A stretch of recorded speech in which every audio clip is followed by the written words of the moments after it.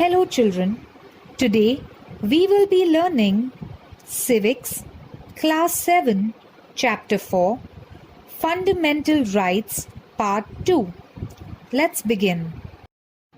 Right to freedom of religion.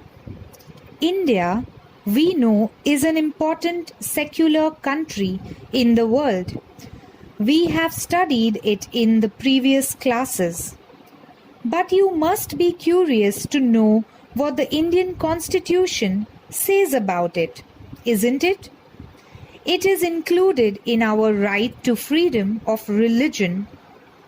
According to it, each Indian citizen is free to practice any religion and to establish institutions for religious reasons.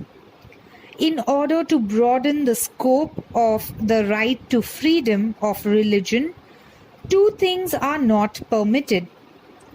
State cannot impose religious taxes that might be used to encourage a particular religion. That is, our Constitution forbids religious taxes.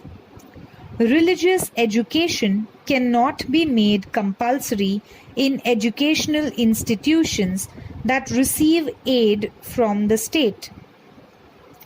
Cultural and educational rights. We can see that there is a great diversity of festivals, food, and ways of life in our country. You may have noticed the differences in the different wedding ceremonies that you attended. All these things are part of the cultures of the different communities.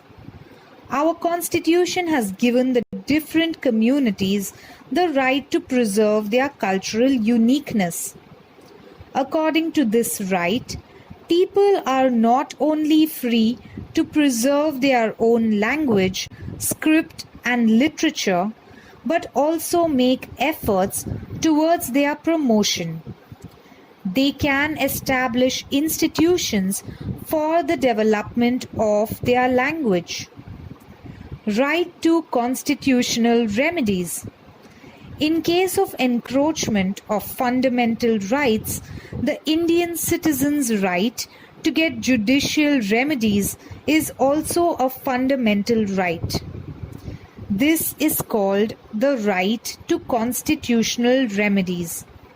This means the Constitution itself has provided for legal remedies in case people's right gets violated. So, it becomes a constitutional duty of the courts to protect the rights of the people.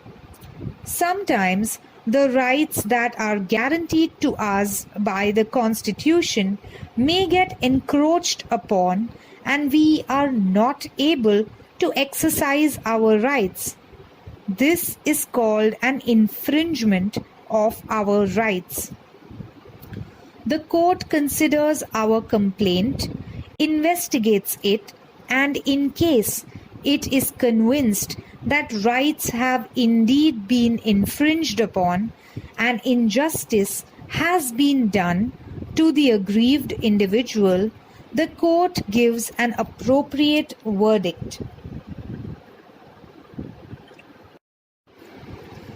Writs as constitutional remedies. Courts have powers to issue various kinds of writs to protect the rights of the citizens. Habeas corpus, protection from unlawful arrest and detention. Mandamus, the order of the courts, the Supreme Court or the High Court, commanding the government to perform an action that is its duty to perform in public interest. Prohibition, to prevent a subordinate court from exceeding its jurisdiction. Quo warranto, to restrain a person from acting in an office to which he is not entitled. Certiorari, the to order the removal of a lawsuit from a subordinate court to a superior court. Because the fundamental rights are thus protected by the courts, citizens are able to exercise their rights. They can fulfill their roles as alert, responsible, and active citizens. While considering fundamental rights, we also need to remember our duties.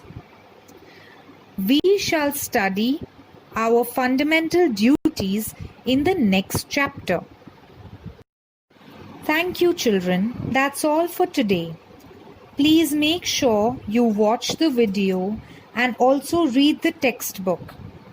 Feel free to ask any questions you may have.